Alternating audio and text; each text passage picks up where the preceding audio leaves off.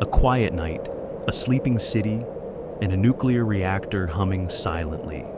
But deep within, a monster was slowly awakening. In a split second, darkness turned to fire, the air became a deadly poison, and the Chernobyl disaster began. The catastrophe that should never have happened, but changed the world forever. On the night of April 26, 1986, the city of Pripyat was sinking into a peaceful sleep. On the balconies, some lights remained on. The last wanderers returned home, while the faint sounds of televisions echoed through the alleys. No one knew that this would be the last normal night in the city, and that tomorrow would not be as anyone expected.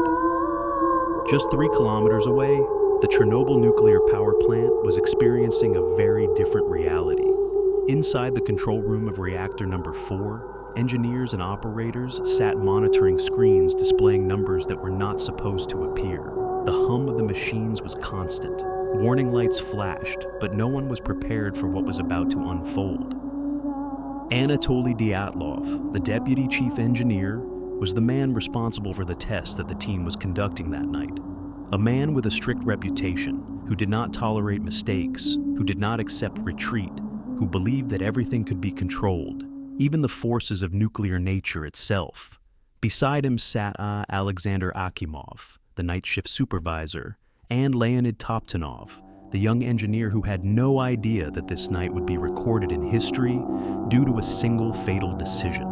The safety test, which was supposed to be just a routine procedure, was already going in the wrong direction. The power level began to drop, but instead of stabilizing at the required limit, it continued falling until it reached just 30 megawatts, a dangerously low level that made the reactor unstable. The test should have been stopped immediately, but Dyatlov was not a man who accepted retreat, and he ordered the power to be increased again. At that moment, the reactor was like a beast awakening after a long slumber, its nuclear reactions growing more erratic, its internal pressure increasing slowly but steadily, while the team in the control room sat unaware that the reactor was transforming into a ticking nuclear bomb. At 1:23:40 a.m., the decisive order was given. Insert all control rods into the reactor core. This was supposed to be the final safety measure, but what happened next was beyond anyone's imagination. In a fraction of a second, an uncontrollable surge in power occurred instead of the expected shutdown, due to a fatal flaw in the reactor's design. The temperature skyrocketed, steam pipes burst, and the core itself began to disintegrate. Then, without warning, the reactor exploded. A massive fireball tore through the sky, accompanied by a blue flash unlike anything anyone had ever seen before. The force of the explosion launched the 1,200-ton steel roof into the air, scattering graphite debris and nuclear fuel in every direction. Columns of black smoke rose, carrying deadly radiation into the atmosphere, while the very air itself turned into an invisible enemy, spreading silently, without color, without sound, but carrying death wherever it went. In Pripyat, residents awoke to the sound of the explosion. Some stepped onto their balconies, saw the blue fire in the distance, and wondered about its source. Some went back to sleep, believing it was just a minor industrial fire. But in reality, the entire city was living its final moments as an inhabited place. At the plant, no one could comprehend the scale of the disaster. Alexander Akimov shouted, "The reactor is still there." Unaware that the core had almost completely disintegrated and that he was standing just meters away from one of the most radioactive places on Earth. Within minutes, the first firefighting teams arrived at the scene, men dressed in regular uniforms, unaware that the mission they had come to complete had no solution, unaware that they were walking toward a certain death. Vasily Ignatenko, one of the first firefighters to arrive, approached the wreckage, grabbed a fire hose, and began spraying the flames. But he noticed something strange. The water was evaporating before it even touched the fire. He felt a strange metallic taste in his mouth. He did not understand why, but he kept working. There was no time for doubt. Just an hour later, the firefighters started collapsing one after another, their skin peeling off, some vomiting blood, others feeling severe pain in their bones. But no one understood why.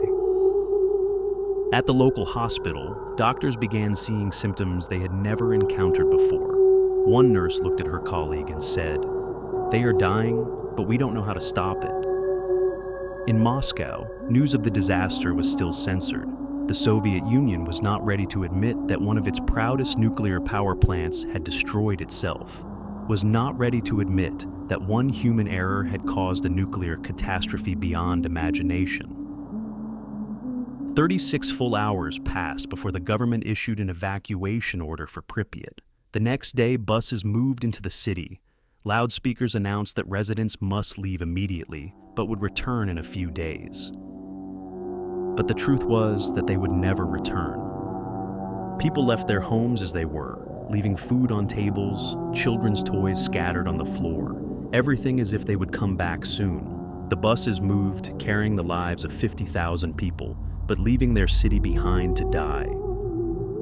Today, nearly 40 years later, Pripyat remains a ghost town. Schools still contain abandoned textbooks, hospitals still have unused equipment from the day of the disaster, and small bicycles left by children in playgrounds remain exactly where they were, as if time had frozen.